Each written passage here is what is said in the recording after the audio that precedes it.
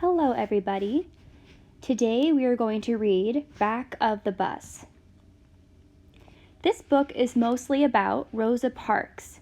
We learned about her a little bit when we learned about Martin Luther King, but I wanted to put a little bit of information about her just to remind us who she is. Meet Rosa Parks. Years ago, places in the United States had laws that kept black people and white people apart.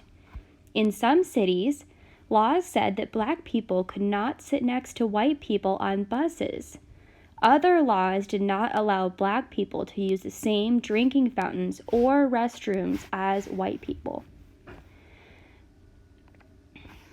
So this story is going to talk a little bit about Rosa Parks and her story. Here are some vocabulary words the book mentions, and we will use them later on this week, so please pay attention to when you hear them. The first word is aisle, and I know it's spelled kind of funny, but you pronounce it aisle, like walking down the aisle. An aisle, the space between a row of seats. The next word is fierce. Fierce, to be powerful or strong. The third word is belong. Belong, to fit in or be a member. And the fourth word is scratchy, a rough feeling or texture. I'm going to start the book now, and please feel free to follow along with me, read along with me, use your finger. Okay. December 1st, 1955, Montgomery, Alabama. Winter's here in Montgomery, but I got the window down and a warm breeze blowing in as Mama and me huff down Cleveland Avenue on the big old bus. We're sitting right where we're supposed to, way in the back. I take out my marble, all shiny and bright like a big old tiger's eye, and lay it on the grooves in the aisle. The bus slows down, and that marble rolls and rolls. But a dark hand jumps out from a seat up front and grabs my marble good. But it's just Mrs. Parks from the tailor shop. She looks back, smiling, flings a wink at me, and sets that marble back in its groove. That bus takes off again, and my marble comes right back to me, like I got it on a string. Mama shakes no at me, and I hold it snug in my hand. She's got them worked all day eyes, but she's got her strong chin on. The bus slams to a stop, doors slinging open and people piling on, all crammed like lima beans. That long, dark aisle's all packed in, jammed up tight, and I'm glad my marble's tucked in safe. Y'all gotta move now. It's Mr. Blake, the driver. I can't see him 'cause of the people jam, but I know that growly old voice. Some folks get up, new ones sit down. But still that bus is sitting there stopped. Why aren't we going, Mama? I say all soft. Hush, child, she says, and I do. Somebody's talking back, but I can't hear the words. Just Mr. Blake saying, I'm gonna call the police now. We sit and sit, not going no place. Nothing to do but sweat. So I roll my marble on the sticky old seat and catch it before it goes down the crack. But Mama says, put it away, child. I hear Mama's crinkled up something's wrong voice, and I hunker that brown tiger's eye down deep in my pocket like it's hiding. Some folks look back, giving us angry eyes. We do something wrong, Mama? I say all soft. No, we ain't, she says.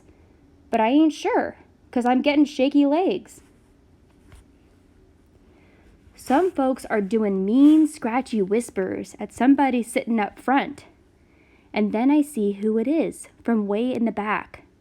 Mrs. Parks, that's who. She don't belong up front like that, and them folks all know it. But she's sitting right there, her eyes all fierce like a lightning storm. Like maybe she does belong up there. And I start thinking, maybe she does too. 15 whole minutes we sit, but it feels like a big bunch more. That breeze is long gone, and I want me a drink real bad. But then the policeman comes. He walks right on my bus. I'm all shaky inside now. Them lima bean people spread aside, and he stops at that way up front seat. Why don't you move and give this man your seat? He says to Mrs. Parks. But she don't move. She just sitting in that seat like a turnip pile. I don't think I should have to stand up, she says. Why do you push us folks around? Her voice is all soft, but she got on her strong chin too, just like Mama's. That policeman clicks them metal things on her hands, quick and loud like the screen door slamming, and off the bus they go. More people sit, and the air ain't warm no more. She's getting hauled off to jail or worse, and I'm watching out the window. Mama too, with them long, tired eyes. There you go, Rosa Parks, stirring up a nest of hornets, Mama's saying in her to herself voice. But I hear. I see something too. She's got Mrs. Parks' lightning storm eyes now. We in trouble, Mama? I say all soft. No, we ain't, she says. Don't you worry none. Tomorrow all this will be forgot. But I got something in me, all pale and punchy, saying it won't be. Don't know why, but instead of feeling all shaky, I feel a little strong, like Mama's chin. I take out my marble, and I start to hide it in my squeezy tight fist, but instead, I hold it up to the light, right out in the open. That thing shines all brown and golden in the sunlight, like it's smiling, I think, 'cause it ain't got to hide no more. All right, so that was the end of the story, and it was a very powerful story. It was told from the perspective of that little boy.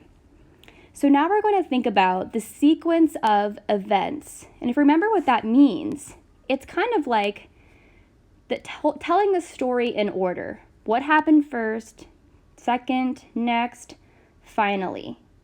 And if we were given all the scenes of the book mixed up, we should be able to put them in order from what happened in the beginning all the way to the end. So the questions today are going to focus on the sequence of events. I hope you liked that story like I did. All right, everybody. Bye.